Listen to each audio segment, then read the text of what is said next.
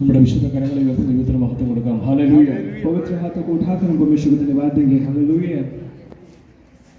കർത്താവിന്റെ ധന്യനാമം ഈ അനുഗ്രഹീത രാത്രിയിലും വാഴ്ത്തപ്പെടുമാറാകട്ടെ.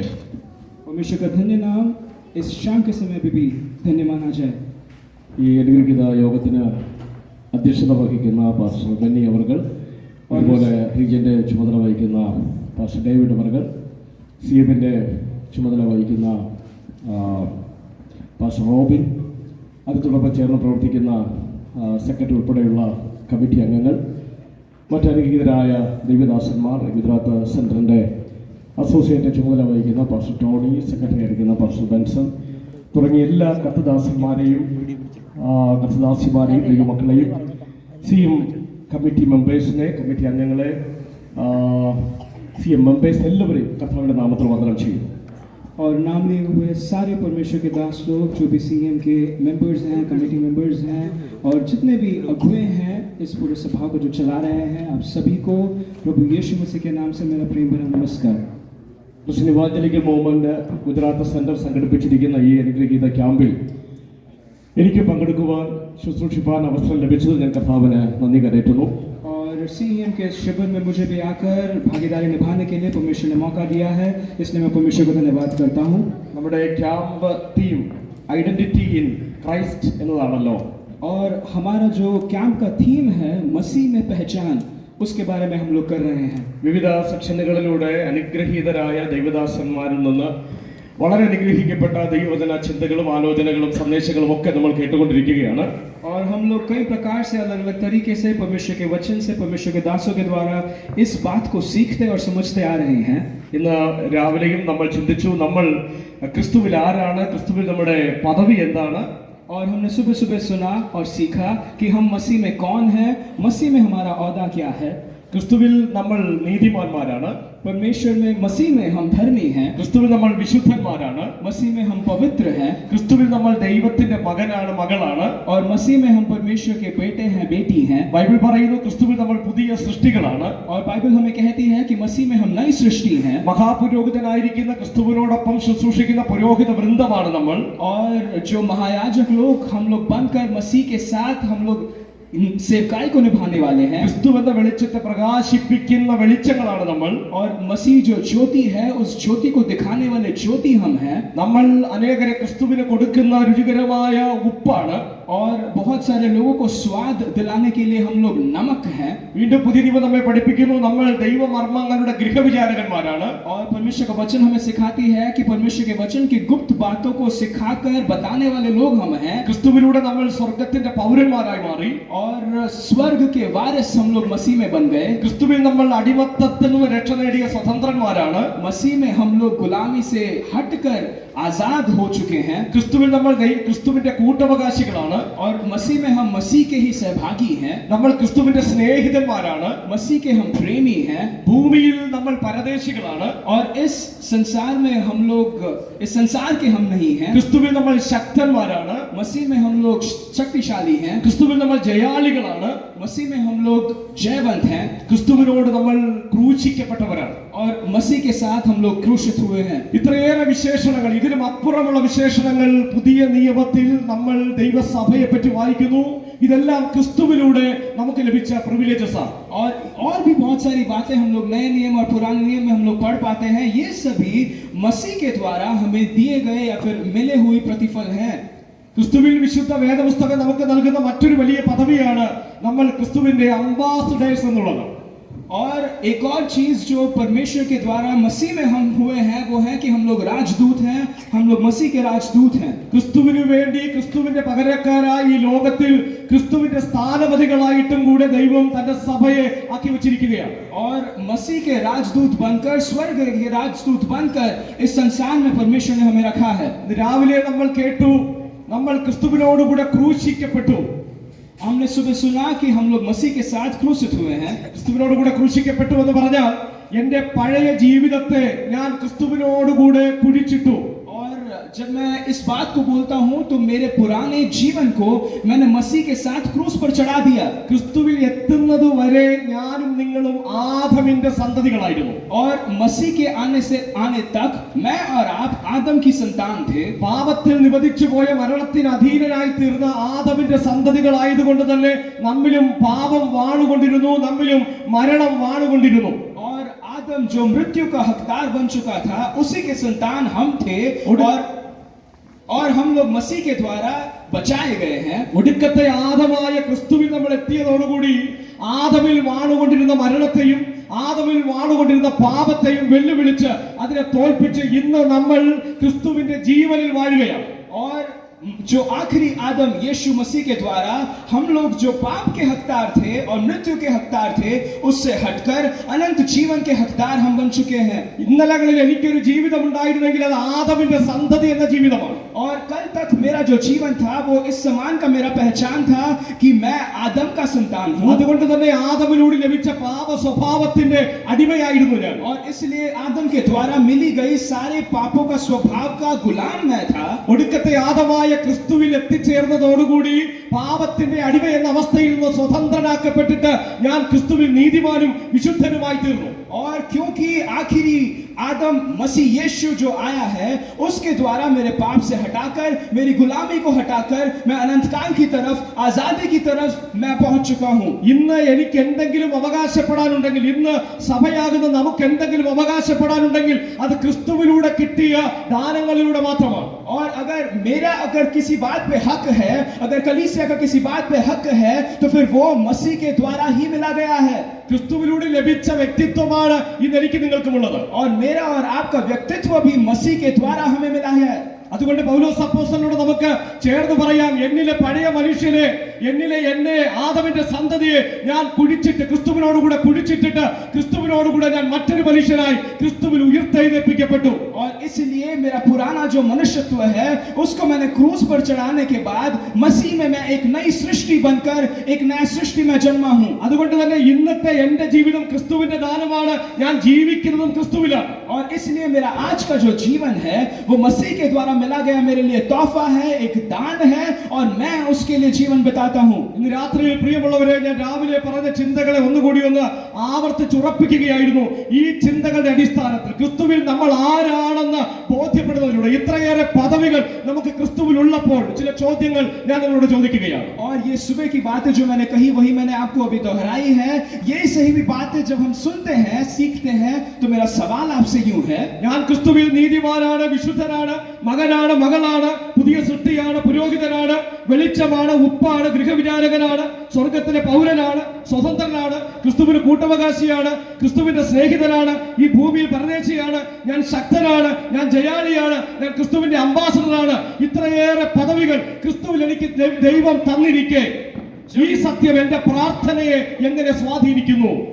ये सारी सहूलतें, ये सारे औहदे जब परमेश्वर में, मसीह में मुझे मिले हैं तो फिर मेरा प्रार्थना इसके विपरीत या फिर इसके प्रत्युत्तर मेरा प्रार्थना के समान है।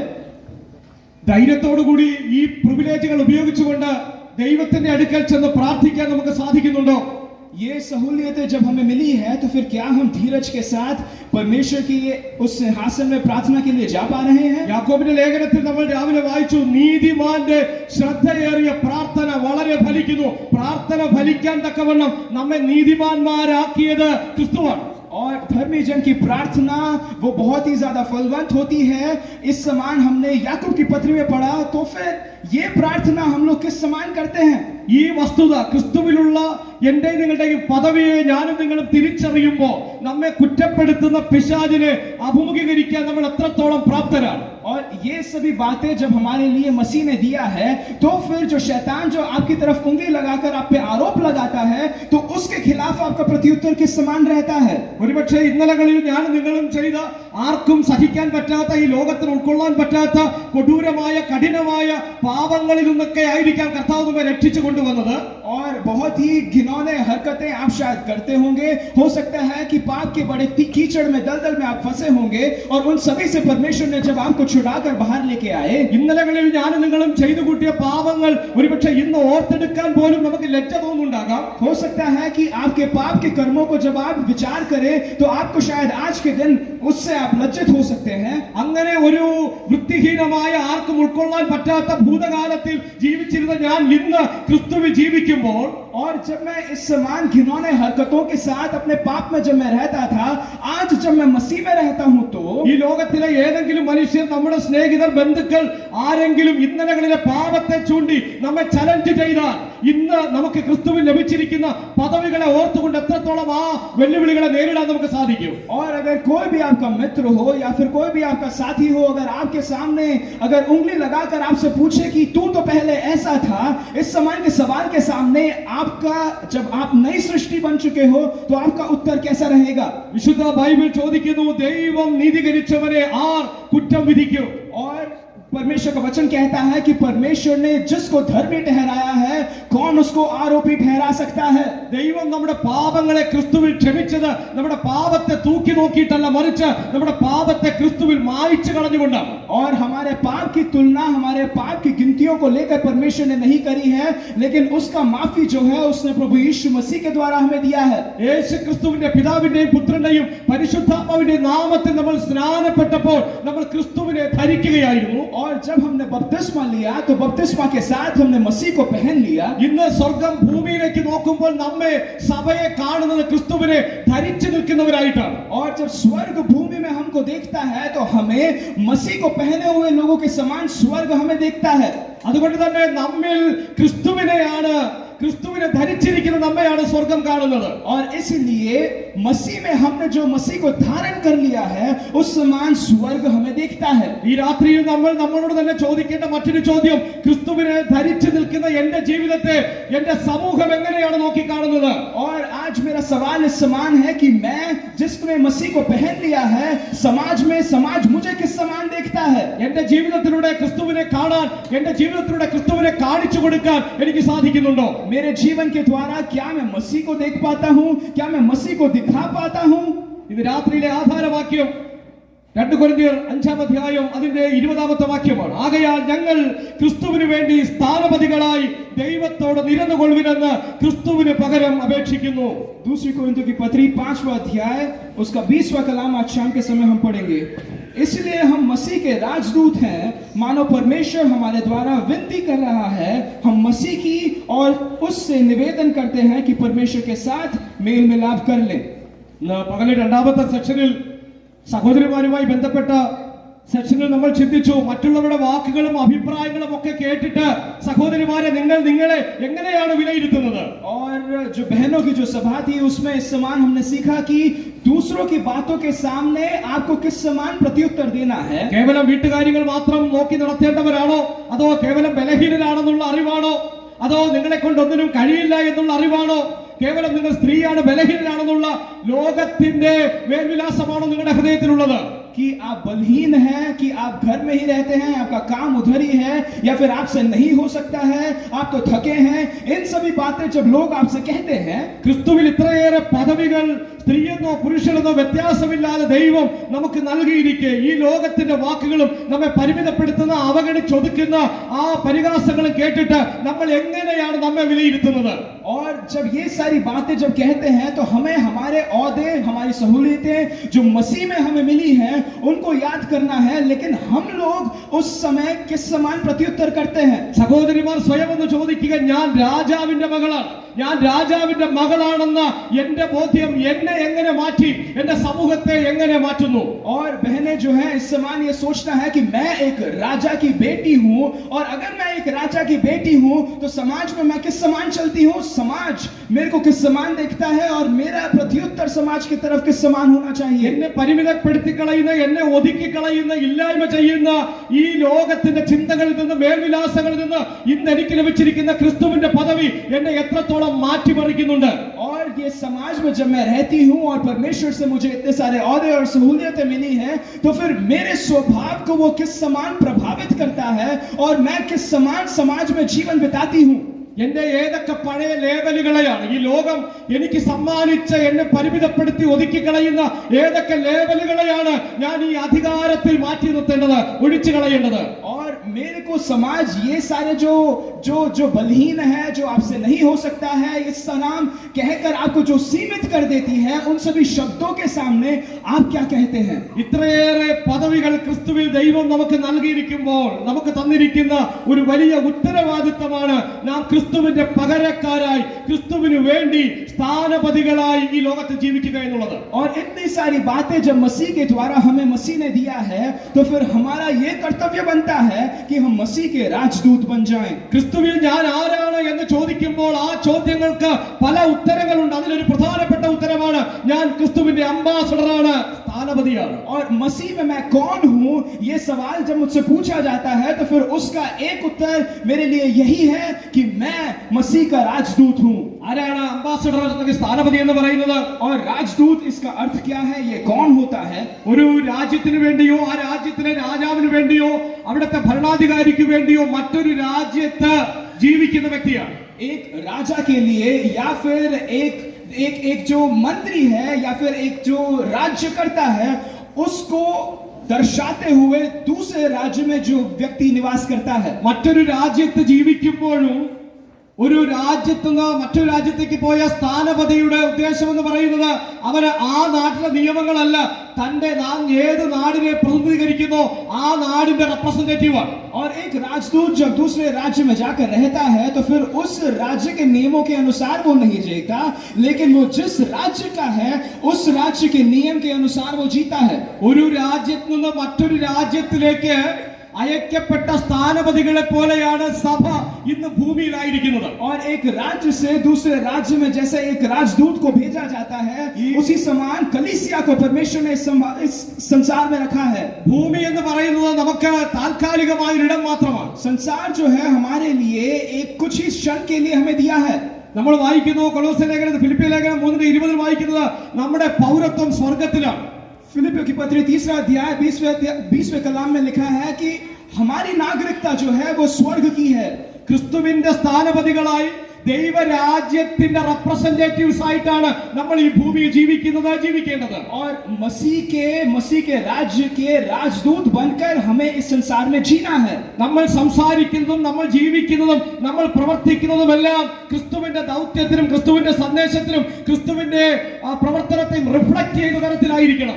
और हम लोगों का कर्म, हम लोगों के काम, ये सभी मसीह का जो योजना है, मसीह का जो प्लान है, उसी के अनुसार हमें करना है, उसको दर्शाते हुए हमें करना है. ഒറ്റ വാക്കിൽ പറഞ്ഞാൽ സഭയുടെ ജീവിതം എന്ന് പറയുന്നത് ക്രിസ്തു ജീവിച്ച ജീവിതമാണ്. एक अगर श्रमित में मैं उसको बोलूं, तो फिर कलीसिया का जीवन मसीह ने जिस समान जीवन बिताया है उसी समान होना चाहिए. ഈ ലോകത്തിൽ ക്രിസ്തുവിന് മുൻപ് ഒരുപാട് സമൂഹങ്ങൾ ജീവിച്ചിരുന്നു. मसीह के पहले बहुत सारे समूह इस संसार में जीवन बिताए. യഹോവയുടെ നാമത്തിൽ യഹോവയ്ക്ക് വേണ്ടി ദൈവരാജ്യ നിമിത്തമൊക്കെ ഒരുപാട് കഷ്ടപ്പാടുകളൊക്കെ സഹിച്ച് ജീവിച്ചവർ അനേകരുണ്ട് ഇവിടെ. बहुत सारे लोग हैं जिसने यहोवा के नाम पे, मसीह के नाम पे, परमेश्वर के नाम पे बहुत सारे दुखों को सहा है. പക്ഷേ ക്രിസ്തുവിന്റെ ജീവിതം ജീവിക്കാൻ നിയോഗിക്കപ്പെട്ട ഒരു സമൂഹം ഈ ലോകത്തുണ്ടെങ്കിൽ അത് ക്രിസ്തുവിന്റെ സഭയാണ്. और लेकिन अगर मसीह के राजदूत बनकर अगर किसी को रखा गया है, किसी को जीना है, तो फिर वो कलीसिया के लोग हैं. ക്രിസ്തുവിന് എന്തൊക്കെ പ്രിവിലേജസ് ഉണ്ടായിരുന്നോ ആ എല്ലാ പദവികളും ക്രിസ്തു തന്റെ സഭയ്ക്കും കൂടി നൽകിയിട്ടുണ്ട്. और मसीह को जो कुछ सहूलतें, जो कुछ औहदे दिए गए थे, कलीसिया को भी वही औहदे दिए गए हैं. ക്രിസ്തു സ്വർഗത്തിന്റെ സകല ആത്മീയ അനുഗ്രഹങ്ങളുടെയും അവകാശിയാണെങ്കിൽ ആ അവകാശിയോടൊപ്പം തന്റെ സഭ ക്രിസ്തുവിന് കൂട്ടവകാശികളാണ്. और जब मसीह स्वर्ग के सारे आशीषों का वारिस बन चुका है, तो उसी समान कलीसिया भी सारे स्वर्ग के आशीषों का वारिस बन चुका है. ക്രിസ്തു ദൈവത്തിന്റെ പുത്രനാണെന്ന് വായിക്കുമ്പോൾ നമ്മൾ ക്രിസ്തുവിനോടൊപ്പം ക്രിസ്തുവിന്റെ സഹോദരങ്ങളാണ്, ദൈവത്തിന്റെ മക്കളാണെന്ന് വായിക്കുന്നു. और परमेश्वर के वचन में हम पढ़ते हैं कि मसीह यीशु जो स्वर्ग के पिता का बेटा है, तो हम उसके साथ उसके भाई बहन बन चुके हैं और परमेश्वर के पुत्र और पुत्री हम बन चुके हैं. ഞാൻ ലോകത്തിന്റെ വെളിച്ചമെന്ന് പറഞ്ഞ അതേ ക്രിസ്തു തന്നെയാണ് തന്റെ സഭയെ നോക്കി, ശിഷ്യന്മാരെ നോക്കി നിങ്ങൾ ലോകത്തിന്റെ വെളിച്ചമാണെന്ന് പറഞ്ഞത്. और जिस मसीह ने कहा कि मैं जगत की ज्योति हूं, उसी मसीह ने कहा है कि तुम भी जगत की ज्योति हो. മഹാപുരോഹിതനായി നിയമിക്കപ്പെട്ടിരിക്കുന്ന ക്രിസ്തുവിനോടൊപ്പം തന്റെ സഭയെ ക്രിസ്തു പുരോഹിത വൃന്ദമായിട്ട് ചേർത്ത് പിടിക്കുന്നത്. और महायाजक के समान का जो औदा जो मसीह को दिया गया है, उसी के साथ हम लोग भी याजक लोग बनकर उसके साथ सेवकाई करते हैं. ക്രിസ്തു ദൈവത്തിന്റെ ശുശ്രൂഷകനായിട്ടാണ് ഈ ലോകത്തിൽ ജീവിച്ചതെങ്കിൽ സഭയെയും നിയോഗിച്ചിരിക്കുന്നത് ദൈവത്തിന്റെ ശുശ്രൂഷകന്മാരായിട്ടാണ്. और अगर मसीह को स्वर्ग से परमेश्वर ने सेवा के लिए इस संसार में भेजा है, तो फिर कलीसिया को भी परमेश्वर ने सेवा के लिए भेजा है. ക്രിസ്തുവിന്റെ ജനനം പരിശുദ്ധാത്മാവിനാലായിരുന്നു. मसीह का जन्म पवित्र आत्मा के द्वारा ക്രിസ്തു हुआ. വളർന്നു വന്നത് പരിശുദ്ധാത്മാവിനാലായിരുന്നു. मसीह का बढ़ना जो है वो आत्मा के द्वारा അവർ हुआ. പരിശുദ്ധാത്മാവിനാൽ നിറയപ്പെട്ടവനായി ഗലീലയിലേക്ക് പോയത് വായിക്കുന്നു. हम लोग पढ़ते हैं कि पवित्र आत्मा से भरा हुआ वो गलील की तरफ गया. അവർ പിശാചിനാൽ പ്രലോഭിപ്പിക്കപ്പെടാൻ ആത്മാവിനാൽ നയിക്കപ്പെട്ടു എന്ന് വായിക്കുന്നു.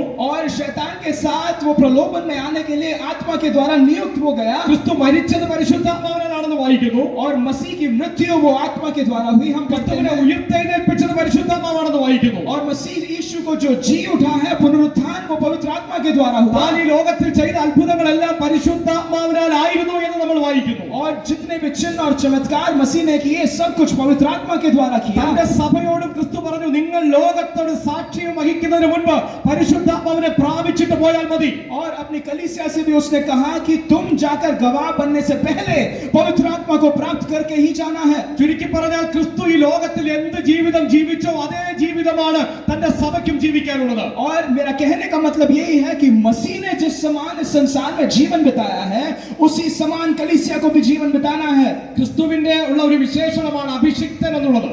और मसीह में जो है उसकी एक खासियत है कि वो अभिषिक्त है. അനോയിന്റഡ് വൺ എന്നാണ് അതിന്റെ അർത്ഥം. और उसका अर्थ ये है कि वो अभिषेक की दिया हुआ है, किया हुआ है. അല്പം കൂടി ലളിതമായി പറഞ്ഞാൽ ദൈവത്താൽ ഒരു പ്രത്യേക ദൗത്യത്തിന് വേണ്ടി വേർതിരിക്കപ്പെട്ടവൻ. और अगर एक और गहराई से अगर मैं कहूं तो एक काम करने के लिए परमेश्वर के द्वारा नियुक्त किया हुआ पर एक मनुष्य.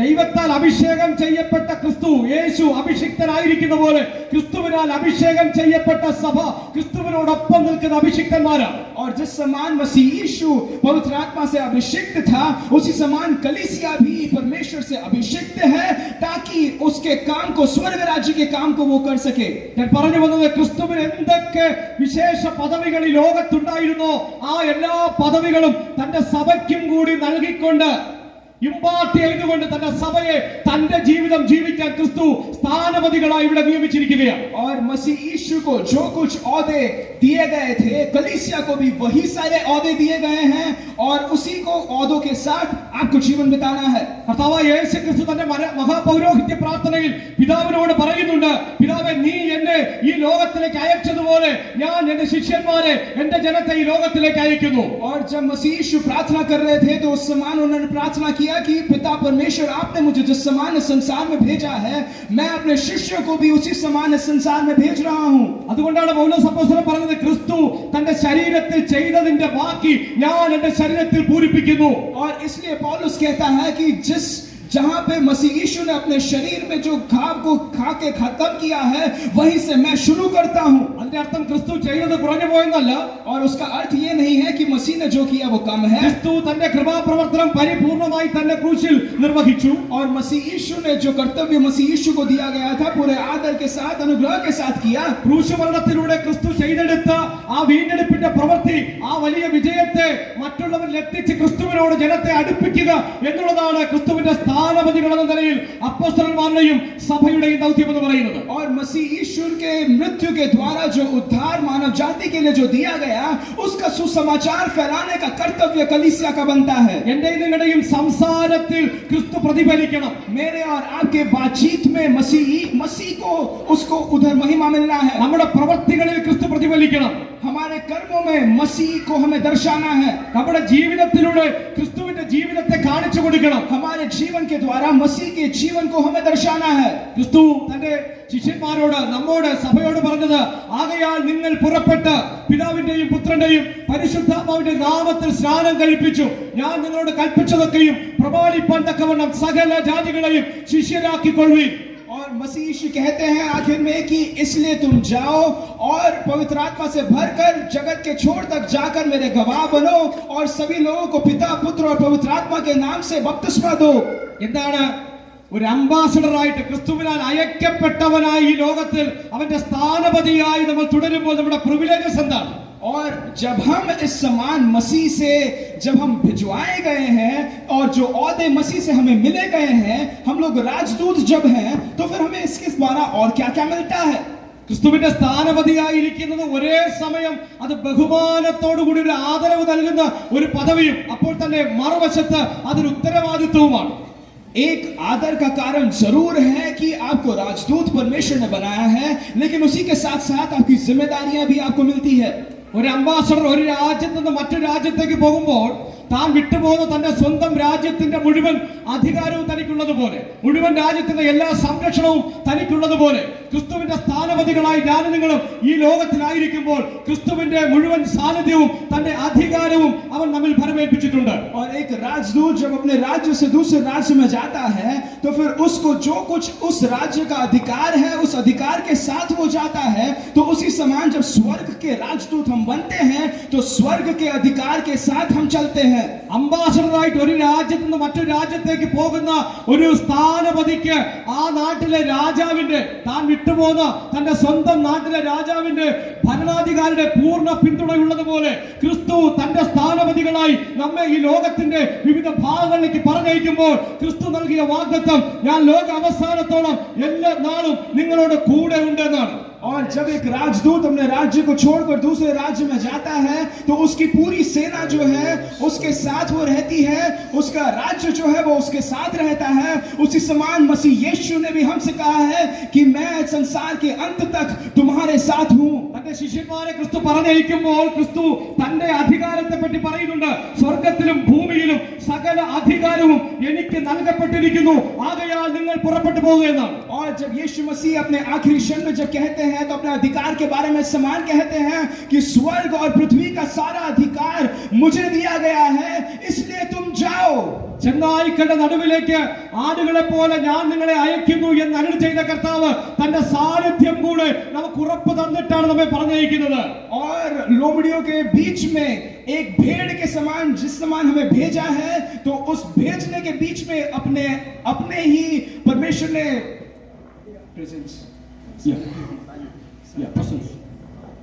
अपनी हुजूरी भी अपने साथ हमें दिया है. നമുക്ക് സ്ഥാനപതി എന്നുള്ള നിലയിൽ നമുക്ക് ചെയ്തെടുക്കേണ്ട, നമുക്ക് വിളിച്ചു പറയേണ്ട ഒരു സന്ദേശമുണ്ട്. और हम लोग जब राजदूत हैं, तो हमारा भी एक संदेश बनता है. നിരപ്പിന്റെ സന്ദേശമാണ്, റെക്കൺസിലിയേഷൻ, कि हम लोग मिलाप में वापस आ जाएं. നിരപ്പിന്റെ സന്ദേശം कि हम मिलाप में वापस आ जाएं, वापस हम मिल जाएं. ദൈവത്തോട് ശത്രുത്വത്തിൽ തുടർന്നിരുന്ന മനുഷ്യ ബന്ധത്തെ, മനുഷ്യനും ദൈവവും തമ്മിലുള്ള ആ ബന്ധത്തെ, ആ വേർപാടിനെ മാറ്റിക്കളഞ്ഞ് ക്രിസ്തു ദൈവവുമായി മനുഷ്യനെ ബന്ധിപ്പിച്ച നിരപ്പിന്റെ ചരിത്രം പറയാനും ആ നിരപ്പിലേക്ക് മനുഷ്യനെ ക്രിസ്തുവിനോട് ദൈവത്തോട് അടുപ്പിക്കാനും വേണ്ടി ക്രിസ്തുവിന്റെ സ്ഥാനപതികളായിട്ടാണ് നമ്മൾ അയക്കപ്പെടുന്നത്. और पाप, जिस पाप ने परमेश्वर और मनुष्य को अलग कर दिया था, तो उस अलगताई को हटाकर परमेश्वर के साथ वापस मिलाने के लिए राजदूतों को एक जिम्मेदारी दी गई है. നമ്മൾ ഇവിടെ വായിക്കുന്നുണ്ട്, ക്രിസ്തുവിന് വേണ്ടി സ്ഥാനപതികളായി ദൈവത്തോട് നിരന്നുകൊള്ളുവീൻ എന്ന് ക്രിസ്തുവിന് പകരം ഞങ്ങൾ അപേക്ഷിക്കുന്നു. इसलिए हम मसीह के राजदूत हैं, मानो परमेश्वर हमारे द्वारा विनती कर रहा है. 19ാമത്തെ വാക്യം, ദൈവം ലോകത്തിന് ലംഘനങ്ങളെ കണക്കിടാതെ ലോകത്തെ ക്രിസ്തുവിൽ തന്നോട് നിരപ്പിച്ചു പോന്നു. 19वां कलाम कहता है, अर्थात परमेश्वर ने मसीह में होकर अपने साथ संसार के मेल मिलाप कर लिया और उनके अपराधों को दोष उन पर नहीं लगाया, और उसने मेल मिलाप का वचन हमें सौंप दिया है. പൗലോസ് അപ്പോസ്തലൻ പറയുന്നു, ഈ നിരപ്പിന്റെ വചനം ഞങ്ങളെ ഫലമേൽപ്പിച്ചിരിക്കുന്നു. पौलुस कहता है कि इस मिलाप का संदेश को परमेश्वर ने हमें उसको सौंपा है कि हम आगे उसको बोलें. ഞങ്ങളെ എന്ന് പറഞ്ഞാൽ ഈ നിരപ്പിന്റെ വചനം ക്രിസ്തുവിന്റെ സഭയെ ഫലമേൽപ്പിച്ചിരിക്കുകയാണ്. और ये मिलाप का जो संदेश है, परमेश्वर ने अपनी कलीसिया को दिया है. അറ്റുപോയ ദൈവ മനുഷ്യ ബന്ധത്തെ കൂട്ടി യോജിപ്പിക്കാനുള്ളതാണ് സഭയുടെ ദൗത്യം. और कलीसिया की ये जिम्मेदारी बनती है कि जो लोग दूर हो चुके हैं, उनको परमेश्वर के पास वापस मिलाना है. തന്റെ സഭയെ ദൈവം ഈ ഭൂമിയിലാക്കി വെച്ചിരിക്കുന്നത് അറ്റുപോയ ദൈവ മനുഷ്യ ബന്ധത്തെ യോജിപ്പിക്കാൻ വേണ്ടിയാണ്, നിരപ്പിന്റെ വചനം പ്രസംഗിക്കാൻ വേണ്ടിയാണ്. और जो संसार जो परमेश्वर से दूर जा रहा है, उन दूर जाने वाले लोगों को परमेश्वर के राज्य के करीब वापस लेके आने का जिम्मेदारी हमें दिया है. ഈ ഉത്തരവാദിത്വവുമായി ലോകത്തിൽ തുടരുന്ന സഭയ്ക്ക് ചില ഉത്തരവാദിത്തങ്ങളുണ്ട്.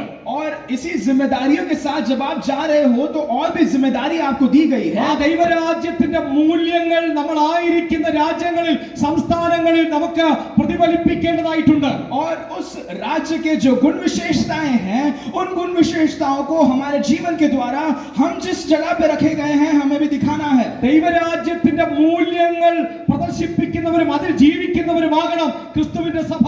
और स्वर्ग के राज्य का जिस समान गुण विशेषताएं हैं वहां पे राज नागरिक जिस समान रहते हैं उसी मिसाल में हमें भी रहना है।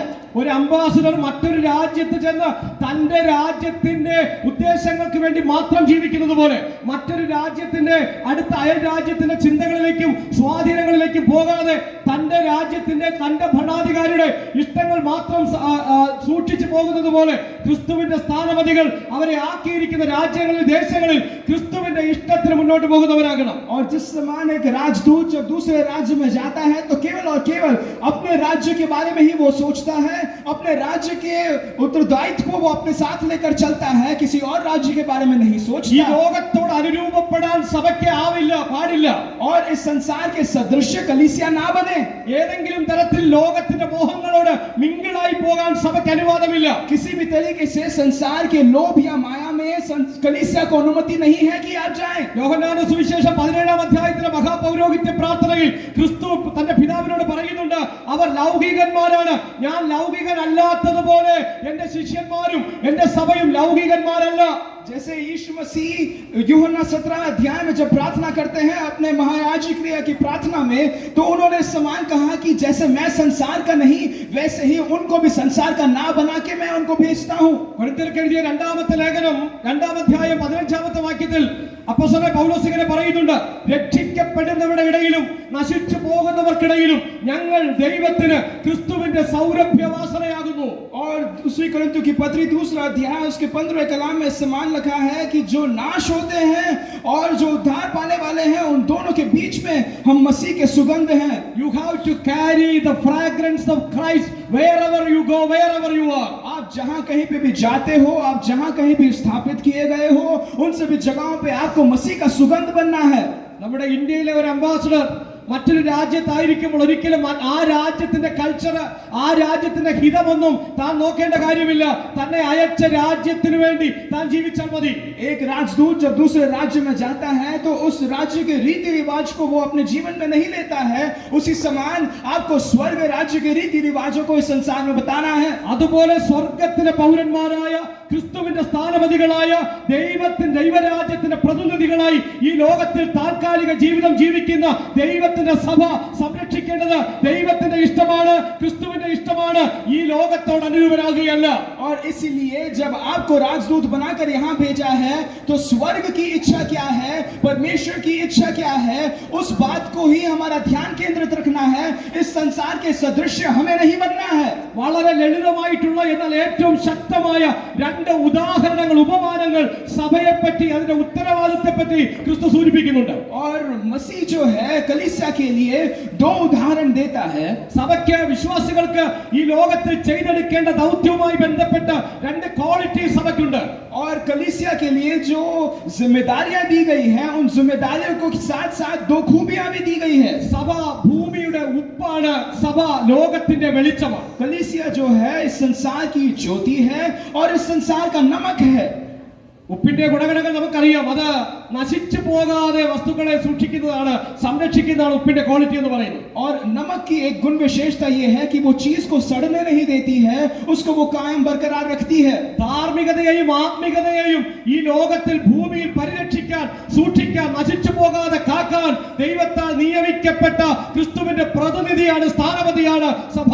धार्मिकता और आत्मिकता इसको नष्ट ना करे, उसको कायम रखे, बरकरार रखे, वही एक जिम्मेदारी कलीसिया को परमेश्वर ने दी है। ഉപ്പ് ഭക്ഷണ പദാർത്ഥങ്ങൾക്ക് രുചി പകരുന്നത് പോലെ ദൈവമക്കൾ, കർത്താവിന്റെ സഭ ഈ ലോകത്തിൽ ഉള്ള ജനതയ്ക്ക് ഹോപ്പ്, പ്രത്യാശയും സന്തോഷവും പകരുന്നവരായിരിക്കണം. और ज्योति जिस समान सबको ज्योति देती है उसी समान मसीह के लोग इस संसार में जब रहते हैं तो दूसरों को एक आशा दिखाने वाले होने चाहिए, आशा बढ़ाने वाले होने चाहिए। അധികമായി ഉപ്പ് കഴിച്ചാൽ നമുക്കറിയാം ദാഹം കലശലായ ദാഹമുണ്ടാകും. അതായത് ഉപ്പ് ദാഹമുണ്ടാക്കുന്നതാണെങ്കിൽ അതുപോലെയാകണം ദൈവത്തിന്റെ സഭ.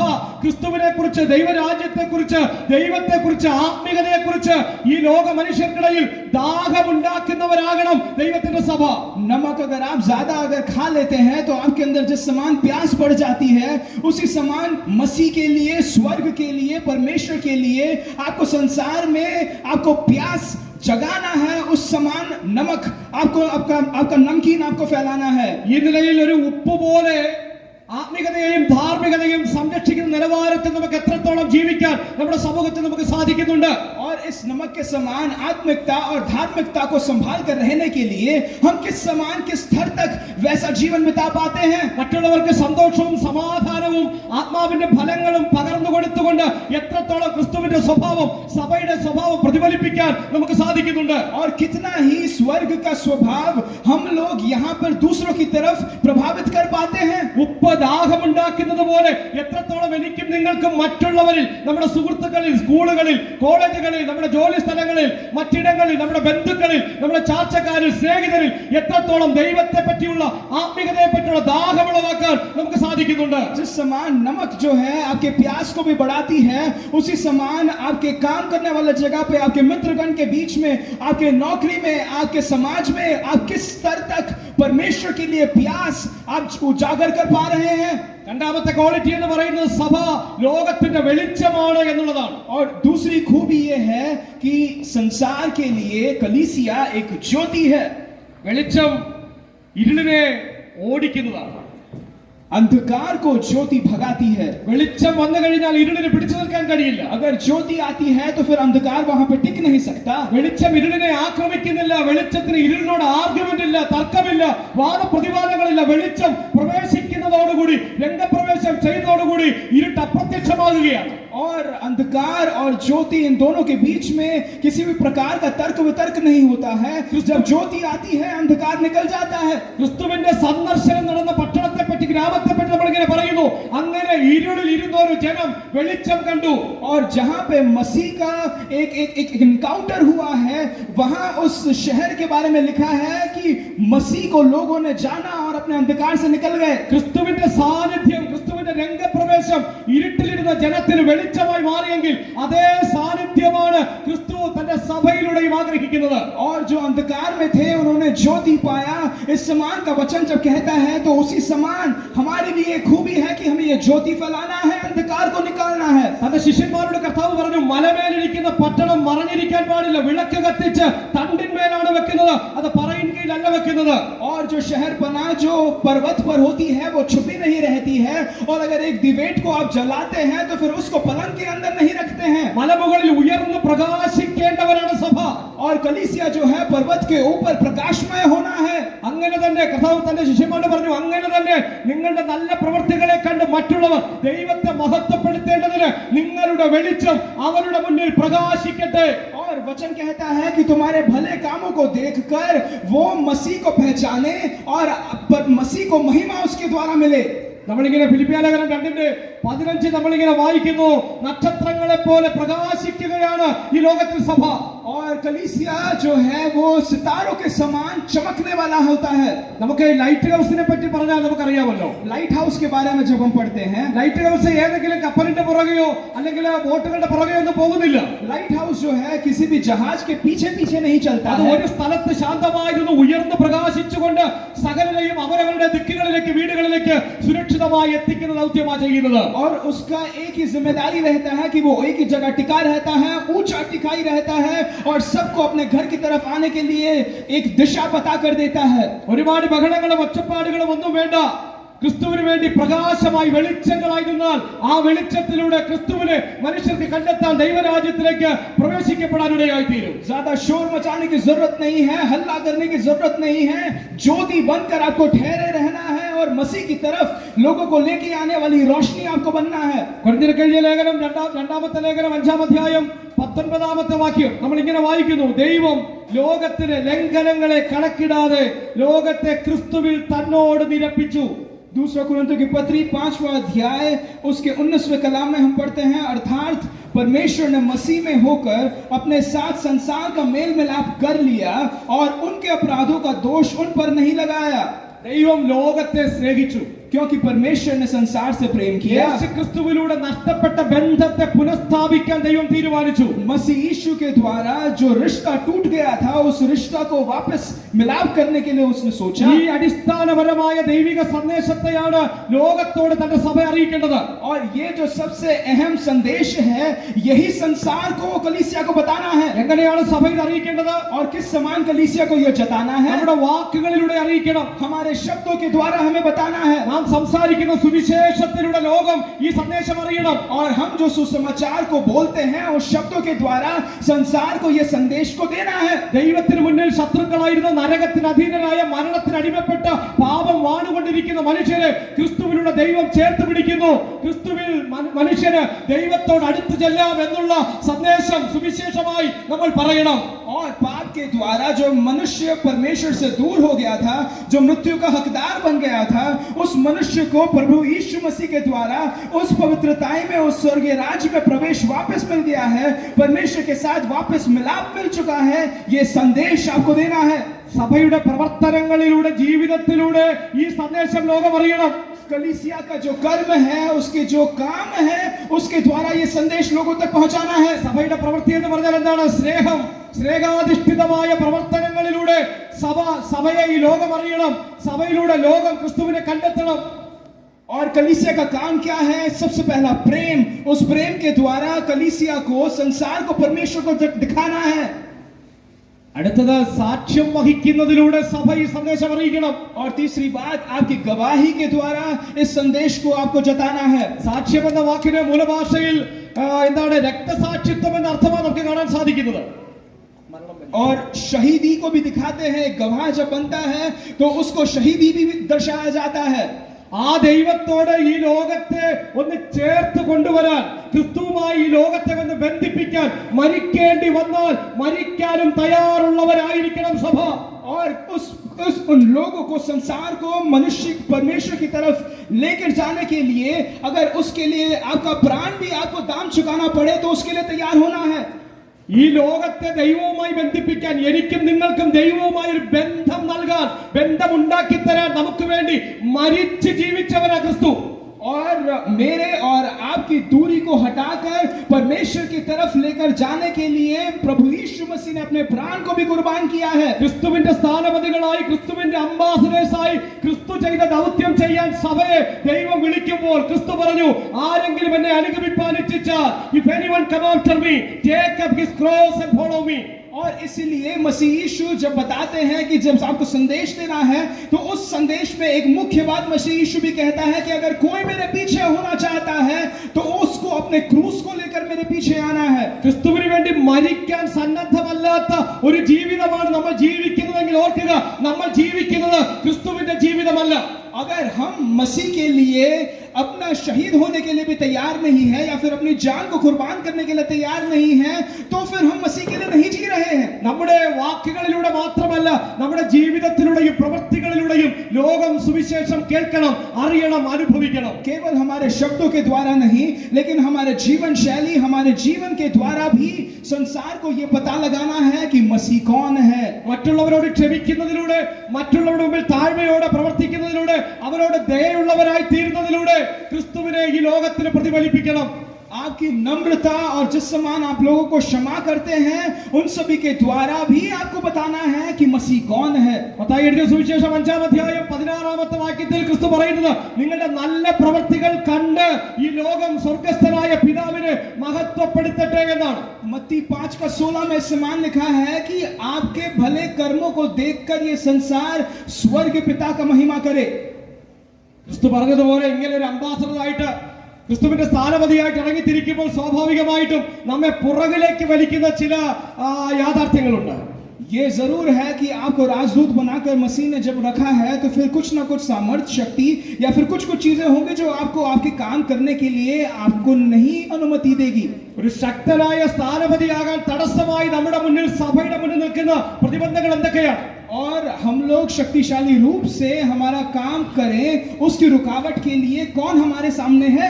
ഞങ്ങളെ തള്ളിക്കളയുമോ ഞങ്ങളെ റിജക്റ്റ് ചെയ്യുമോ എന്നുള്ള ഭയം. एक डर ये है कि क्या हमें अलग किया जाएगा, क्या हमें त्यागा जाएगा. ഞങ്ങൾ പറയുന്ന സുവിശേഷം ഈ സമൂഹം കേട്ടില്ലെങ്കിൽ ഞങ്ങൾ എന്ത് ചെയ്യും? अगर जो सुसमाचार हम सुना रहे हैं, ये सुसमाचार अगर लोगों ने नहीं सुना तो वो क्या करेंगे? ഞങ്ങളെ അടിച്ചോടിച്ചാൽ ഞങ്ങൾ എന്ത് ചെയ്യും? अगर उन्होंने नहीं माना क्या करेंगे? हमें मारा तो वो क्या करेंगे? പൗലോസ് അപ്പോസ്തലൻ മറുപടി പറയുന്നു, I am not ashamed of the gospel of Christ. और पौलुस कहता है कि मैं सुसमाचार सुनाने फैलाने से लज्जित नहीं हूं. സുവിശേഷത്തെ കുറിച്ച് എനിക്ക് ലജ്ജയില്ല. सुसमाचार के कारण मैं लज्जित नहीं हूं. സുവിശേഷം ആദ്യം യഹൂദനും പിന്നെ യവനനും രക്ഷയ്ക്കായി ദൈവശക്തിയാകുന്നു. और सुसमाचार पहले यहूदी के लिए और फिर यूनानी के लिए उद्धार का कारण बनता है. മറ്റൊരു ഭാഗത്ത് അപ്പോസ്തലൻ പറയുന്നുണ്ട്, സുവിശേഷം ആർക്കെങ്കിലും ഭോഷത്വമായി തോന്നുന്നുണ്ടെങ്കിൽ നശിച്ചു പോകുന്നവർക്ക് അങ്ങനെ തോന്നുന്നത്. और पौलुस कहता है कि अगर सुसमाचार किसी को लगता है कि ये भोष्क है तो फिर वो नाश होने वाले के लिए है. The cross is foolishness those who are perishing. और क्रूस जो है, जो मूर्ख है, उसके लिए ही नाश की वस्तु बताई जाती है. But for us who are being saved, it is the power of God. लेकिन हम लोग जो उद्धार के लिए हैं, वो क्रूस हमारे लिए सामर्थ्य का कारण बनती है. സുവിശേഷം എന്ന് പറയുന്നത് രക്ഷിക്കപ്പെടുന്നവർക്ക് ദൈവശക്തിയാണ്, അത് ഈ ലോകത്തിൽ ഭോഷത്വമാണ്. और सुसमाचार जो उद्धार पाए हुए हैं, उनके लिए सामर्थ्य और संसार के लिए वो मूर्खता है. നോക്കിക്കേ, ഫിയർ ഓഫ് റിജക്ഷൻ, തള്ളിക്കളയുമോ തിരസ്കരിക്കപ്പെടുമോ എന്നുള്ള ഭയം കൊണ്ട് സഭ പിന്നോട്ട് മാറിയാൽ അപ്പോസ്തലൻ നമ്മെ പ്രബോധിപ്പിക്കുന്നുണ്ട്, സുവിശേഷത്തെ കുറിച്ച് ലജ്ജയില്ലാതെ സഭ സുവിശേഷമായി മുന്നോട്ട് പോകണം. और अगर आप सुसमाचार के कारण अगर आप लज्जित होते हैं या फिर आप ये भय रखते हैं कि आपकी कौन सुनेगा, तो फिर पौलुस कहता है कि सुसमाचार से आपको लजाना नहीं है. രാവിലെ നമ്മൾ കേട്ടു നമ്മുടെ രക്ഷാപ്രവർത്തനം എങ്ങനെയാണ് നടക്കുന്നതിന്റെ പ്രോസസ്സിനെ പറ്റി നമ്മൾ ചിന്തിച്ചു. और सुबह सुबह हमने सुना कि हम उद्धार किस समान प्राप्त करते हैं, हम किस समान बचाए गए हैं. നീതീകരണം, വിശുദ്ധീകരണം, തേജസ്കരണം എന്നിങ്ങനെ 3 തലങ്ങളിലൂടെയാണ് നമ്മുടെ രക്ഷ നടക്കുന്നത്. धार्मिकता और उसके बाद पवित्रता और उसके बाद आपका महिमामय, ये 3 जो स्तर हैं, इसमें आपका बचाव होता है, उद्धार होता है. എന്തുകൊണ്ടാണ് ഈ രക്ഷാ പ്രവർത്തനം അല്ലെങ്കിൽ ഇത്ര വലിയൊരു പ്രോസസ്സിലൂടെ നമ്മുടെ രക്ഷ നടക്കുന്നത്? और क्यों उद्धार हमारे इन तीनों भागों से होता है? നമ്മുടെ വീണ്ടെടുപ്പ് അത്രയേറെ വിലയേറിയതായതുകൊണ്ടാണ്. क्योंकि हमारा उद्धार जो है, हमारा मोल लिया जाना, वो उतना ही कीमती है. इसीलिए ക്രിസ്തുവിന്റെ രക്തം മൂലം പാപമോചനം ലഭിച്ച സഭ और मसीह यीशु के लहू के द्वारा जो कलीसिया ने पाप से विमुक्ति प्राप्त की है, വിശുദ്ധീകരണത്തിലൂടെ അല്ലെങ്കിൽ വേർപെട്ട ജീവിതത്തിലൂടെ തേജസ്കരണത്തിലേക്ക് നടന്നുകൊണ്ടിരിക്കുകയാണ്. और पवित्रताई के साथ उसके बाद महिमा के साथ वो आगे बढ़ती जाती है. ഇത്ര മഹത്തായ രക്ഷയെ പറ്റിയുള്ള തിരിച്ചറിവ് ദൈവസഭയ്ക്കുണ്ടെങ്കിൽ സഭ അടങ്ങിയിരിക്കാൻ പറ്റത്തില്ല. സഭ ഈ സന്ദേശം ലോകത്തോട് അറിയിക്കുക തന്നെ വേണം. और इस गंभीरता को अगर कलीसिया समझ पाती है और इस मूल्य को अगर कलीसिया समझ पाती है, तो कलीसिया शांत नहीं रहेगी. कलीसिया इस उद्धार के बारे में प्रचार करेगी. എല്ലാവരെയും നിർബന്ധിതമായി സഭയ്ക്കകത്തേക്ക് പിടിച്ചുകൊണ്ട് വരണമെന്ന് കർത്താവ് പറഞ്ഞിട്ടില്ല. परमेश्वर ने यह नहीं कहा है कि आपको जबरदस्ती सबको कलीसिया के अंदर बुलाना है. നിങ്ങളെ ആരെങ്കിലും എതിർത്താൽ, നിങ്ങൾ പറയുന്ന സുവിശേഷം കേൾക്കാതിരുന്നാൽ നിങ്ങളുടെ കാലിലെ ചെരുപ്പിലെ പൊടി അവിടെ തട്ടിക്കളഞ്ഞിട്ട് തിരിച്ചു പോരാനാ കർത്താവ് പറഞ്ഞത്. मसीह यीशु ने कहा है कि जो सुसमाचार जो आप फैलाते हो, आप संदेश जब देते हो, अगर वो किसी ने नहीं माना है, तो अपने पांव का जो चप्पल का मिट्टी है वहां धूल झाड़ कर फिर आप आ जाना. കേൾക്കുന്നവരെ കേൾപ്പിച്ചാൽ മതി, കേൾക്കാൻ താല്പര്യമില്ലാത്തവരെ നിർബന്ധിച്ച് കേൾപ്പിക്കാൻ കർത്താവ് പറഞ്ഞിട്ടില്ല. परमेश्वर ने यही कहा है कि जो सुनना चाहता है केवल उसी को सुनाए, जबरदस्ती जो सुनना नहीं चाहता है उसको ये ना सुनाए. സുവിശേഷ നിമിത്തമുള്ള ഏത് കഷ്ടപ്പാടുകളെയും സഹിക്കാൻ സഭ തയ്യാറാകണം. कलीसिया इस समान तैयार हो जाए कि सुसमाचार के लिए जो भी चाहिए वो सारा कुछ त्यागने के लिए, उसका दाम चुकाने के लिए तैयार हो जाए. ഒരു അംബാസഡർ അല്ലെങ്കിൽ സ്ഥാനപതി എന്ന നിലയിൽ സുവിശേഷീകരണത്തിന് തടസ്സമായി നിൽക്കുന്ന മറ്റൊരു പ്രശ്നമാണ് ഈ ലോകവുമായിട്ട് കോംപ്രമൈസ് ചെയ്യാനുള്ള ഒരു ടെൻഡൻസി. और सुसमाचार के लिए जब राजदूत बनकर आप बनते हैं, तो फिर एक इस समान की क्षमता आपके अंदर आ जाती है कि संसार के साथ आप समझौता करें. സുവിശേഷകരോട് ദൈവസഭയോട് ശക്തമായ ദൈവത്തിന്റെ സന്ദേശമുണ്ട്. ലോകത്തോട് അനുരൂപരാകരുത്. ഈ ലോകവുമായി നമുക്ക് മിങ്കിളാകാൻ പറ്റത്തില്ല. നമ്മുടെ സുവിശേഷത്തിന്റെ സന്ദേശം വ്യത്യസ്തമാണ്. ആ വ്യത്യസ്തതയോടുകൂടി തന്നെ അത് അവതരിപ്പിക്കപ്പെടണം. और आप आपको जब संसार में रखा गया है तो वचन यूं कहता है कि आप इस संसार के सदृश ना बने, आप अलग किए गए लोग हैं और इसलिए आपका जीवन भी अलग होना जरूरी है। മറ്റൊരു തടസ്സമെന്ന് പറയുന്നത് നമ്മൾ ആരെയാണ് പ്രസന്റ് ചെയ്യുന്നതെന്ന് സഭ മറന്നു പോകരുത്. और कलीसिया कभी भी ये ना भूले कि आप किसको दर्शा रहे हैं। ലോകത്തിന്റെ രക്ഷകനായ ക്രിസ്തുവിനെയാണ് നമ്മൾ അവതരിപ്പിക്കുന്നത്. और हम लोग मसीह को दिखाते हैं जो संसार का उद्धार करता है। ലോകത്തിന് ക്രിസ്തുവല്ലാതെ മറ്റൊരു രക്ഷകനില്ല. संसार का उद्धार मसीह के विरुद्ध कोई कहीं से नहीं आता। ബൈബിൾ വളരെ ശക്തമായിട്ടും പറയുന്നു, there is no other way for salvation. कोई और मार्ग नहीं जहां से उद्धार हो सके except the name of Jesus. केवल और केवल मसीह का नाम। മറ്റാരിലും രക്ഷയില്ല. किसी और में भी उद्धार नहीं है। സ്വർഗ്ഗത്തിലും ഭൂമിയിലും മനുഷ്യൻ രക്ഷിക്കപ്പെടാനുള്ള ഏക നാമം യേശുക്രിസ്തു മാത്രമാണ്. और स्वर्ग में पृथ्वी में एक ही नाम है जिससे मनुष्य बच सकता है, वो नाम है यीशु का नाम। ലോകത്തിന്റെ ഏറ്റവും അടിയന്തരമായ ആവശ്യം സുവിശേഷമാണ്. और संसार की सबसे अहमियत जरूरत यही है सुसमाचार। ഈ ലോകത്തിലെ ഏറ്റവും വലിയ ബിഗ് ബ്രേക്കിംഗ് ന്യൂസ് ആണ് സുവിശേഷം എന്ന് പറയുന്നത്. और सबसे बड़ी ताजा खबर अगर इस संसार में किसी को देना है तो फिर वो है सुसमाचार। ഒരു വലിയ ഫ്ലൈറ്റ് ആക്സിഡന്റ് അല്ലെങ്കിൽ ട്രെയിൻ ആക്സിഡന്റ് മറ്റൊക്കെ നടന്നാൽ അത് വലിയ വാർത്തയായിട്ട് പത്രങ്ങളുടെ ഫ്രണ്ട് പേജിൽ നമ്മൾ വായിക്കാറുണ്ട്. और अगर कोई फ्लाइट में अगर कुछ गड़बड़ हो जाता है या फिर कोई अकस्मात हो जाता है तो हम लोग न्यूज में देखते हैं, बहुत बड़ी खबर वो बन जाती है। നമ്മുടെ ടിവിയിലും പത്രമാധ്യമങ്ങളിലൊക്കെ നമ്മൾ എഴുതി വായിക്കാറുണ്ട്, बिग ब्रेकिंग न्यूज ആയിട്ട് വായിക്കാറുണ്ട്. और हम लोग टीवी में उसको देखते हैं, न्यूज़पेपर में उसको पढ़ते हैं कि ताजा खबर इस समान लिखकर वो आती है। അത്രയും ചെറിയ അപകടങ്ങൾ നടക്കുമ്പോൾ വലിയ ബിഗ് ബ്രേക്കിംഗ് ന്യൂസ് ആണെങ്കിൽ ഇപ്പോൾ ഈ സുവിശേഷം ഇവിടെ പ്രസംഗിച്ചുകൊണ്ടിരിക്കുമ്പോൾ തന്നെ ഈ ലോകത്തിൽ ആയിരങ്ങൾ പതിനായിരങ്ങൾ നരകത്തിലേക്ക് വീണുകൊണ്ടിരിക്കുകയാണ്. और जब ये संसार की बातें, जब संसार को जब आपको ये सुसमाचार सुनाना है, ये जब मैं कह रहा हूं तो इसी क्षण बहुत सारे लोग नरक के वारिस भी हो रहे हैं। നരകത്തിൽ കിടക്കുന്ന ജനത്തിന്റെ അവസ്ഥ എന്താണെന്ന് ധനവാന്റെയും ലാസറിന്റെയും കഥയിലൂടെ കർത്താവ് വ്യക്തമായും നമ്മെ പഠിപ്പിക്കുന്നുണ്ട്. और नरक में जो जाते हैं उनकी क्या दशा होगी, वो धनवान और लाजर का जब हम उदाहरण देखते हैं, जब हम पढ़ते हैं, उसमें हम उसको समझ सकते हैं। അതുകൊണ്ട് സുവിശേഷം അറിയിക്കാതിരിക്കാൻ സഭയ്ക്ക് സാധ്യമല്ല. और इसीलिए कलीसिया ये नहीं कर सकती है कि वो सुसमाचार कभी ना सुनाए। നമ്മൾ എവിടെയായിരുന്നാലും, ക്ലാസ് മുറിയിലായാലും, നമ്മുടെ സ്കൂൾ ഗ്രൗണ്ടിൽ, പ്ലേ ഗ്രൗണ്ടിലായാലും, കോളേജിലായാലും, നമ്മുടെ പ്രവർത്തന മേഖലകളിലായാലും, ബന്ധുക്കളുടെ വീട്ടിലായാലും, സ്നേഹിതരോടൊപ്പമായാലും എല്ലാം നമ്മുടെ വർക്ക് പ്ലേസ് ആണ്, സുവിശേഷ പ്രവർത്തന സ്ഥലമാണ്. और हम लोग क्लास में हो या फिर हम लोग अपने नौकरी के प्रदेश में हो, हम अपने मित्र के साथ हो, हमारी ये जिम्मेदारी बनती है कि सुसमाचार को हम फैलाएं। നമ്മൾ ആരെയാണ് സുവിശേഷിക്കുന്നത് എന്ന് നമ്മൾ അറിയുന്നില്ലെങ്കിൽ നമ്മുടെ ദൗത്യം നഷ്ടപ്പെടുകയാണ്. अगर हम किसका सुसमाचार फैला रहे हैं, उसकी पहचान को हम नहीं रखते हैं तो फिर हमारी जिम्मेदारी को हम पूर्ण नहीं कर रहे हैं। നമ്മൾ നമ്മളെ തന്നെ നഷ്ടപ്പെടുത്തുകയാണ്. हम अपने आप को ही खो देते हैं। വീണ്ടും ജനിച്ച ഒരു വ്യക്തിക്ക്, ക്രിസ്തുവിനെ ഉള്ളിൽ വഹിക്കുന്ന ഒരു വ്യക്തിക്ക്, ക്രിസ്തു ഉള്ളിൽ വസിക്കുന്ന ഒരു വ്യക്തിക്ക് ക്രിസ്തുവിനെ മറ്റുള്ളവരോട് പറയാതിരിക്കാനാവില്ല. जिसने मसीह को प्राप्त किया है, जिसके अंदर मसीह वास करता है, जिसने मसीह को पहन लिया है, वो मसीह का प्रचार करे बगैर नहीं रह सकता। ദൗത്യപരമായ ഈ ഐഡന്റിറ്റിയോടുകൂടെ എങ്ങനെയാണ് നമുക്ക് ജീവിക്കാൻ പറ്റുന്നത്? और इसीलिए ये पहचान के साथ हमारी जिम्मेदारी हमें किस समान निभानी है। ആയിരിക്കുന്ന മേഖലകളിലെല്ലാം ക്രിസ്തുവിനെ പരിചയപ്പെടുത്താൻ ഞാൻ തയ്യാറാകും എന്നൊരു തീരുമാനമെടുക്കണം. एक निर्णय सबसे पहले आपको लेना है कि मैं जिस किसी भी मंडल में जाता हूँ, रहता हूँ, उधर मैं मसीह को सभी के सामने प्रस्तुत करूंगा। ഞങ്ങൾക്ക് വേണ്ടി മരിച്ച, ഈ ലോകത്തിന് വേണ്ടി മരിച്ചു ഉയർത്തെഴുന്നേറ്റ എന്റെ യേശുവിനെ പറ്റി ഞാൻ എന്റെ കൂട്ടുകാരോട്, എന്റെ സ്നേഹിതരോട്, എന്റെ സഹപ്രവർത്തകരോട് പറയുമെന്ന തീരുമാനം സഭ എടുക്കണം. और कलीसिया को यह निर्णय लेना है कि मेरे मित्रगण के बीच में, मेरे कर्म के बीच में, मेरे नौकरी के प्रदेश में मैं ये मसीह कौन है उसको मेरे शब्दों के द्वारा, कामों के द्वारा मैं उसको दर्शाऊंगा। നമ്മുടെ ഒപ്പമുള്ള കൂട്ടുകാർക്ക് വേണ്ടി, സുഹൃത്തുക്കൾക്ക് വേണ്ടി പ്രാർത്ഥിക്കാൻ സഭയ്ക്ക് സാധിക്കണം. और हमारे मित्रगण के लिए, हमारे पड़ोसियों के लिए कलीसिया प्रार्थना करना है। നമുക്ക് നമ്മുടെ ടാലന്റുകൾ, നമുക്ക് ദൈവം തന്നിരിക്കുന്ന കഴിവുകൾ ഉപയോഗിക്കാൻ സാധിക്കണം. परमेश्वर ने जो भी आपको टैलेंट दिए हैं उसको परमेश्वर के लिए इस्तेमाल करना है।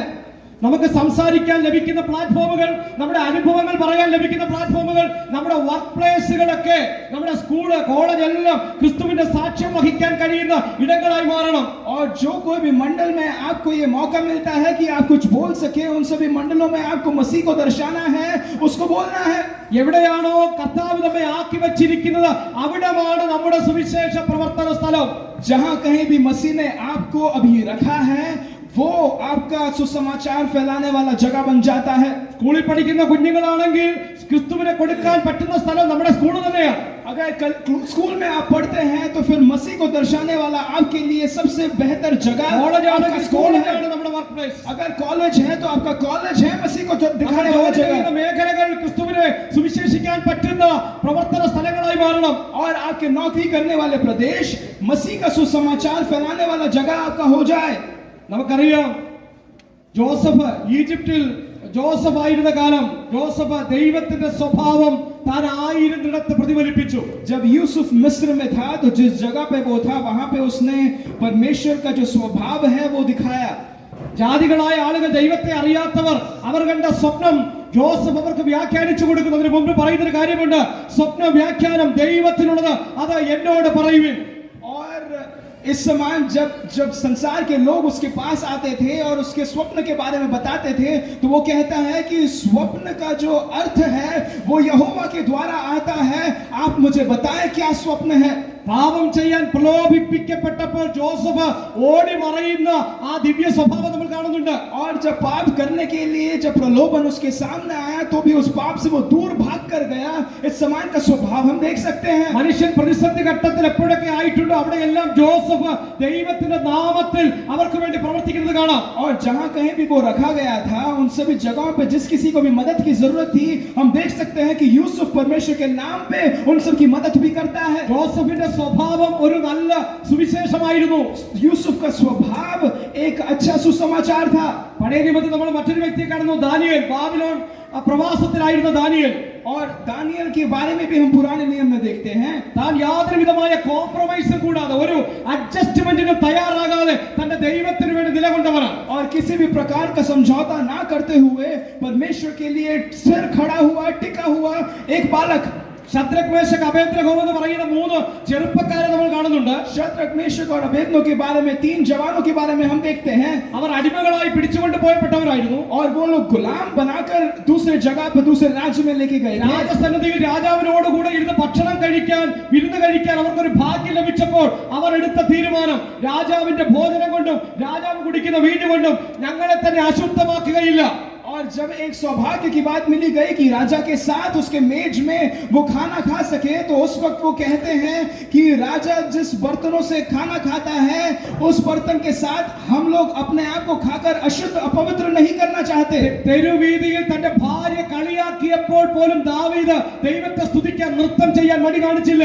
और जब अपनी पत्नी भी खुद उसका मजाक उड़ाती है, तो दाऊद जो है परमेश्वर के लिए नृत्य करने से कभी लजाया नहीं. ഇസ്രായേലിൽ നിന്ന് പിടിച്ചുകൊണ്ടുപോയ അടിമ പെൺകുട്ടി അരാം രാജ്യത്ത് തന്റെ യജമാനായ ആ രാജ്യത്തെ സൈന്യാധിപനായ നയമാന്റെ കുഷ്ഠരോഗത്തെ പറ്റി അറിഞ്ഞിട്ട് തന്റെ നാട്ടിലേക്ക് പോയാൽ തന്റെ ദൈവത്താൽ സൗഖ്യം നൽകുന്ന ഒരു പ്രവാചകനുണ്ടെന്ന് ആ പെൺകുട്ടി സാക്ഷ്യം പറഞ്ഞു. और एक गुलाम लड़की जब बनाकर आराम राज्य में जब वो जाती है, तो फिर वहां पे अपने राज्य में चंगाई करने वाला यहोवा का एक भक्त है, उसके बारे में वो कहती है, गवाही देती है.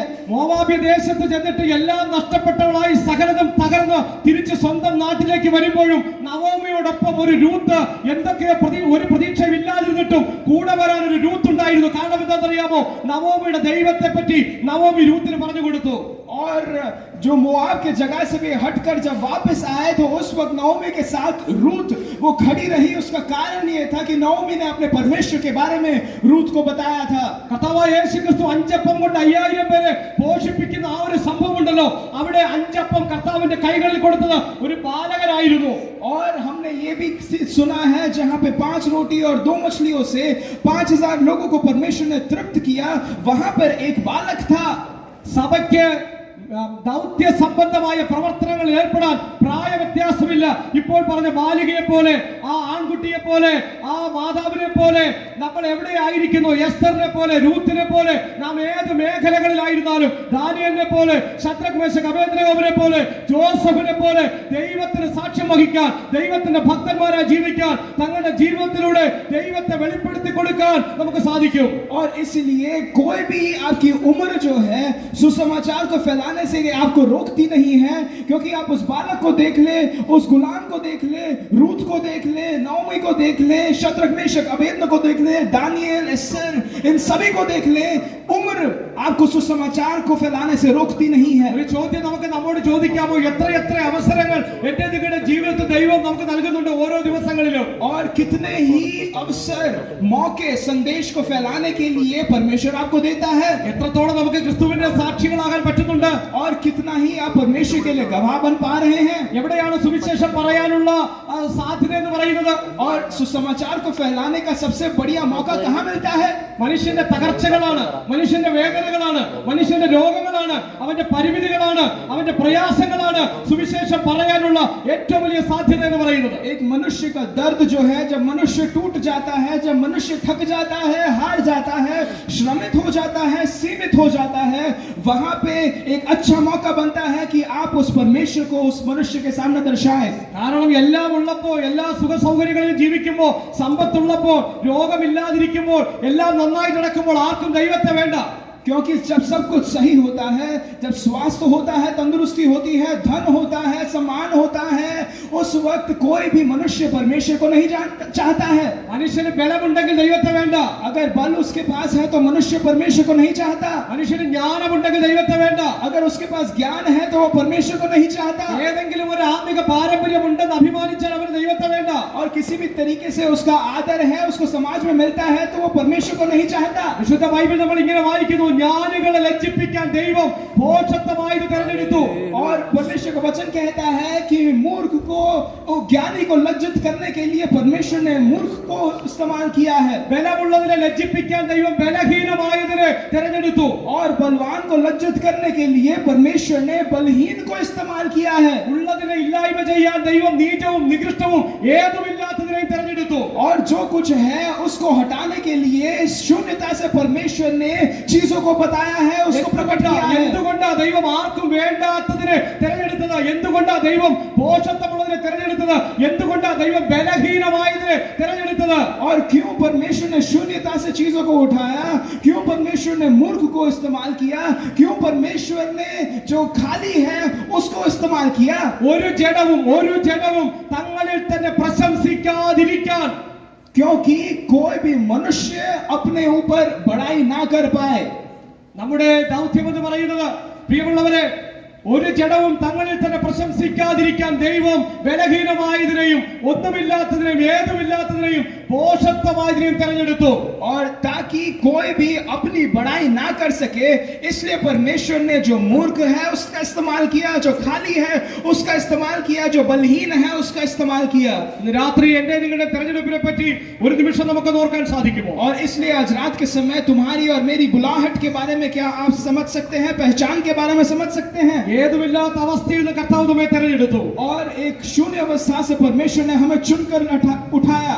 തന്റെ സുവിശേഷം മറ്റുള്ളവരോട് അറിയിക്കാൻ കർത്താവ് നമ്മെ നിയോഗിച്ചിരിക്കുന്നു. और उसका सुसमाचार फैलाने के लिए परमेश्वर ने हमें जिम्मेदारी दी है.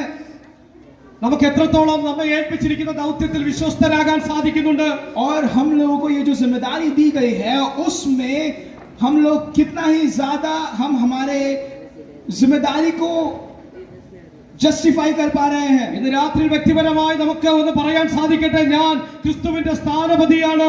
और इसलिए हम कह सके कि मैं स्वर्ग का, मसीह का राजदूत हूं. ഞാൻ എവിടെ പോയാലും, ഞാൻ എവിടെയായിരുന്നാലും ഞാൻ ക്രിസ്തുവിന്റെ സാക്ഷ്യം വഹിക്കും. मैं जहां कहीं पे भी जाऊं, जहां कहीं पे भी हूं, मैं मसीह का गवाह बनूंगा. ഞാൻ സത്യത്തിന് വേണ്ടി നിലകൊള്ളും. सच्चाई के लिए मैं खड़ा रहूंगा. ഞാൻ ക്രിസ്തുവിന്റെ പ്രകാശമായി ശോഭിക്കും.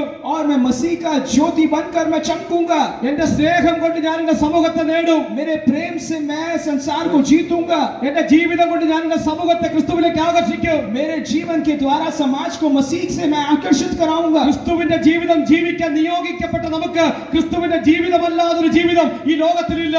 और मैं जब मसीह को चुना हूं तो फिर मसीह को हटाकर मेरे को कोई जीवन नहीं जीना ഇന്ന് है। രാത്രിയിൽ നമ്മുടെ ഉള്ളിൽ ഒരു ചോദ്യം ഉയരട്ടെ, ദൈവം എന്നെ നിയോഗിച്ചിരിക്കുന്നത് എവിടെയാണ്? और इसलिए एक सवाल आप अपने आप से कहें कि परमेश्वर ने मुझे कहां रखा है? എന്റെ സുവിശേഷ പ്രവർത്തന മേഖല എവിടെയാണ്? मेरा सुसमाचार फैलाने का जगह कौन सा है? സ്കൂളിൽ പഠിക്കുന്ന കുഞ്ഞുങ്ങളാണോ? നിങ്ങളുടെ പ്രവർത്തന സ്ഥലം സ്കൂളാണ്. अगर स्कूल में आप पढ़ते हैं तो आपका जगह स्कूल है। കോളേജിലാണെങ്കിൽ അവിടെയാണ് നിങ്ങളുടെ പ്രവർത്തന സ്ഥലം. अगर आप कॉलेज में हैं तो आपका सुसमाचार फैलाने का जगह वो है। നിങ്ങൾ ജോലി ചെയ്യുന്ന മേഖലകളിൽ ക്രിസ്തുവിനെ പ്രതിഫലിപ്പിക്കണം. आपके नौकरी करने वाले जगह पे मसीह को आपको दर्शाना है। എത്രത്തോളം എന്റെ ജീവിതം കൊണ്ട് എനിക്ക് ക്രിസ്തുവിനെ പ്രതിഫലിപ്പിക്കാൻ സാധിക്കുന്നുണ്ട്?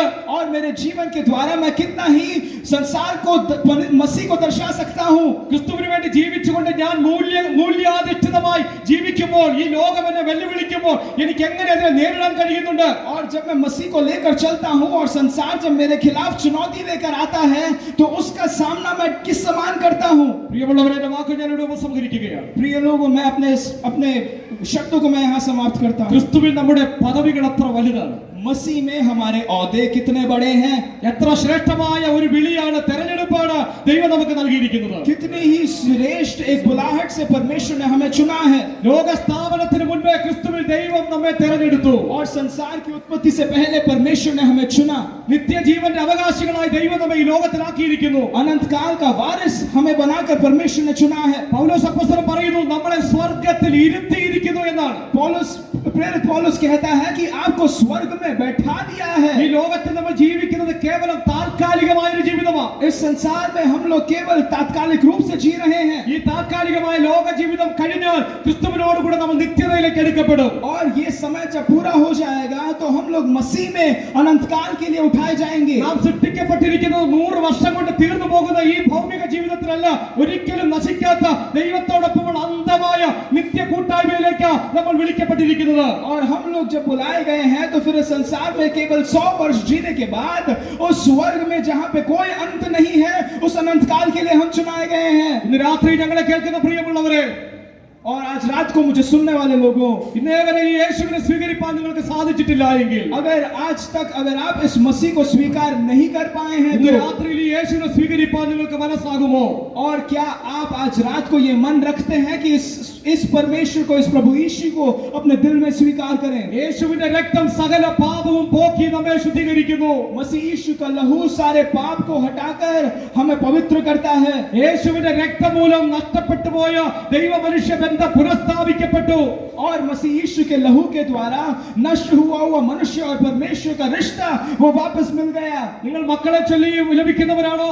क्या आप अपने बच्चों को सोचकर रोते हैं, विलाप करते हैं? ജീവിത അനുഭവങ്ങളിലൂടെ നിങ്ങൾ കടന്നു പോകുന്നുണ്ടോ? अगर आप वेदना से अगर जाते हैं, दर्द से अगर आप निकल रहे हैं, സാമ്പത്തിക പ്രതിസന്ധിയാണോ നിങ്ങളെ അലട്ടുന്നത്? क्या धन आर्थिक आपकी परिस्थिति आपको व्याकुल कर रही है? തലമുറകളുടെ ഭാവിയാണോ നിങ്ങളുടെ വിഷയം? या फिर आपके संतान का भविष्य आपको व्याकुल करता है?